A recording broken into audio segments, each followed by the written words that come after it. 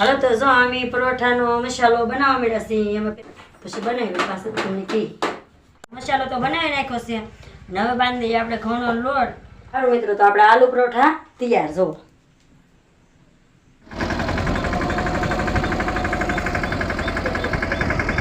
YouTube family કેમ છો બધા? મજામાં ને મજામાં દેશો. તો અમારા વિડીયોમાં તમારું હાર્દિક સ્વાગત ને વિડીયો ચાલુ કરતા બધાને જય માતાજી, જય મા મોંગલ, જય સીતારા. તો આ ટાઇટલ ને થંબનેલ જોઈને તમને ખબર પડી જશે કે હું બનાવવાનું છે એ ખબર પડી જશે ને હું અમારા ખેતરમાં આવવાનું છે એ તમને ખબર પડી જશે. કન્ટિન્યુ બ્લોગમાં બિના રહેજો. તો અમારે જો કહેતા હતા ને કે આગળ આવવાનું છે બતાવશું વિડીયામાં. તો જો અમારે જે ટ્રેક્ટર નથી આવ્યું પણ બાકી બિયારણ આવી ગયું ને આ બિયારણ શું છે જરીક કમેન્ટ કરીને કહી દેજો. દેખાતું છે તમને? દેખાય ને? તો માપ કાઢે છે મારા મમ્મી, કેમ કે માપ વિનાનું તો ન હાલે ને એટલે માપ કાઢે છે. અને ટ્રેક્ટર હમણાં આવે છે 5 મિનિટમાં આવે એટલે બતાવી દઈએ તમને ત્યાં સુધી કેમ માપ કાઢે છે. કેટલી પાલી છે પછી ગણી કે ગણી જ નથી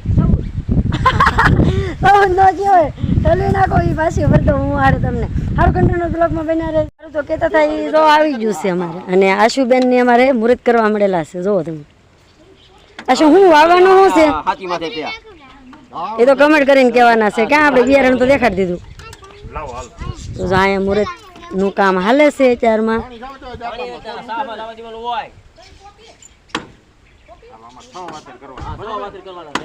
તો આવી રીતનું બધું નાખે છે. મુનાક્કર મોટો જબરદસ્ત લો કરી દેજે. આશુ હાલો કરી ગયો. હાલો તો અમારા આશુબેન અમને સાંડલો કરે છે. તમારે કરવો હોય તો આવજો બધા. કેમ કે મુહૂર્ત ગોળધાણા કાનો આવ્યા? ગોળધાણા માર 12 થોડી મેકવી છે. 12 હોય તો ગોળધાણો ગોળ ને ધાણા જ હોય. સારું ના શ્રીફળ વજન નાખ્યું ને એટલે હાલે. હા તો જો શ્રીફળ નું કામ હાલે છે. અને અગરબત્તી કરો આશુબેન? અગરબત્તી કરી નથી. હા કનાક નિરાચે કરો.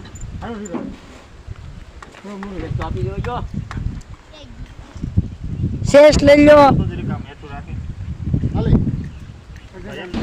તો જો અમારે ટ્રેક્ટર વાળા ભાઈઓ બેડા શેષ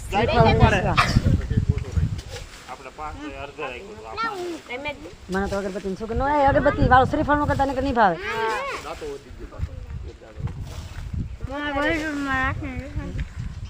સારું કન્ટિન્યુ બ્લોગમાં બન્યા રહેજો.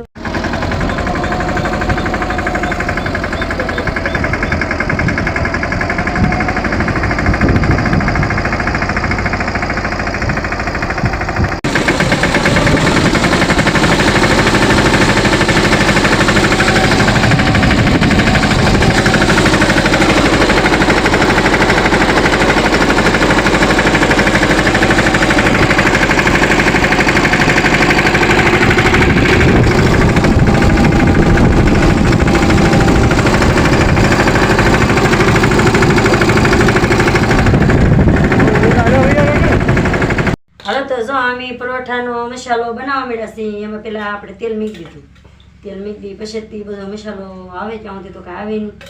મીડિયમ પ્રમાણે બધું નાખવાનું. બહુ વધી ન જાય બહુ ઘટી ન જાય. આપણે 250 ગ્રામ જેટલા બટેટા બાફીને એનો રીતે આપણે માવો બનાવી રાખેલો છે. અને આ મરચાં વઘાર પૂરતી લીધેલા છે. બાકી બીજું કાંઈ નથી નાખવું. ઘણા આમાં બધું નાખે એટલે આપણે કંઈ નાખવાનું નથી. આપણને ગમે એવું નાખીએ છીએ. તમે પાછા કેવું નાખો કેવું નહીં કમેન્ટમાં જરી જણાવજો એટલે અમને ખબર પડી જાય. તેલ આવી જાય એટલે આપણે મરચાં નાખી દઈએ. આગળ આવી ગયેલું છે આપણું તેલ. એમાં આપણે મરચાંનો વઘાર કરવાનો છે. બાકી બીજું તો કાંઈ નથી નાખતું. આવી રીતે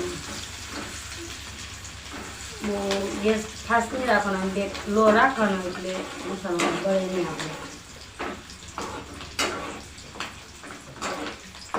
આમાં કાંઈ રાઈ એવું ન નાખવાનું હોય. હાદા બનાવી છીએ. તમે કેમ બનાવો કે નહીં કરશો કમેન્ટમાં જરૂર જણાવજો હો અમને.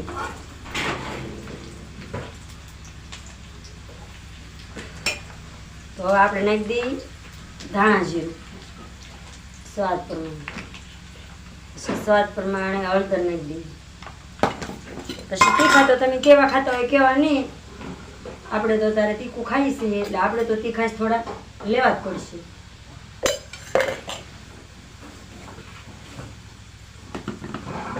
નાખી દઈએ આપણે બટેટાનો માવો.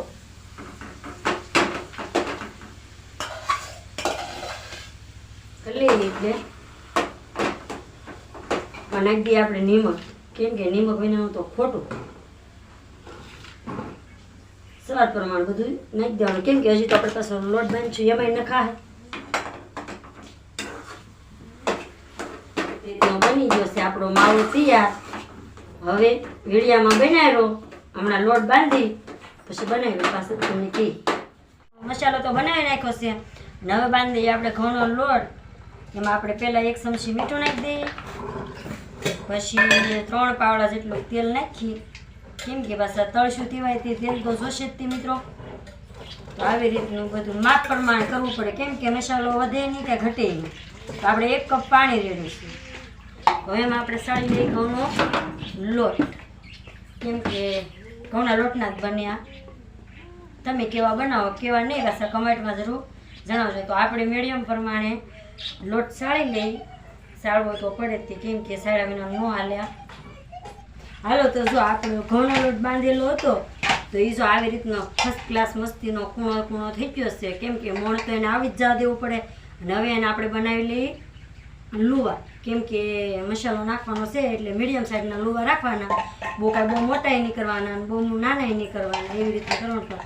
આ લોટ છે ને બાંધતી વખતે ખાસ ધ્યાન રાખવાનું, નો કડક રહે નો ઢીલો રહે, કેમ કે તો જ લુવા સારા થાય, નકર પછી મસાલો બહાર બધો નીકળી જાય. તો જો આપણે રોટલી એક વણી લીધી છે અને એની અંદર આપણે નાખી દીધો છે બટેકાનો મસાલો બનાવેલો હતો કે નહીં, તમે આગલામાં જોઈ દેશે.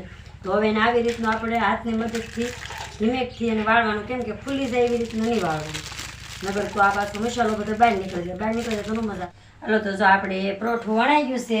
અને આ કેમ કે તવો તો પહેલાં આપણે મેકી દીધેલો હતો તો ફૂલ ગરમ થઈ ગયો ને હવે પાછો ગેસ આપણે ફૂલ કરી દઈએ અને આપણે એમાં નાખી દઈએ પરોઠું આવી રીતનું. તમે કેવી રીતના વણો ને કેવી રીતના નહીં કમેન્ટમાં પાછા જરૂર જણાવજો. અમે તો આવી રીતનો નાખ્યો છે ને તવો ફૂલ ગરમ થઈ ગયો ત્યાં સુધીમાં આપણે બીજું લોવું તૈયાર રાખો મિત્રો. તો આપણે આલુ પરોઠા તૈયાર. જો અમારી આવી રેસીપી તમને ગમતી હોય તો પછી કમેન્ટ કરજો. એટલે અમે તો રેસીપીના વિડીયો બનાવી, કંઈ ન બનાવી એમ નહીં. હા પછીના વિડીયો ગમતા હોય તો કમેન્ટ કરી દેજો, તો અમે રેસીપીનો વિડીયો બનાવીશું, નકર તો પછી બનાવીશું. તો હાલો મિત્રો, આજનો વિડીયો અહીંયા સુધીનો છે. જો અમારો વિડીયો સારો લાગ્યો હોય તો લાઈક શેર કોમેન્ટ કરવાનું ન ભૂલતા. અને ચેનલમાં પહેલી વાર હોય તો સબસ્ક્રાઈબ કરી લેજો. મળશું નવા વિડીયો સાથે. ત્યાં સુધી બધાને જય માતાજી, જય મા મંગળ, જય સીતારામ, બાય બાય.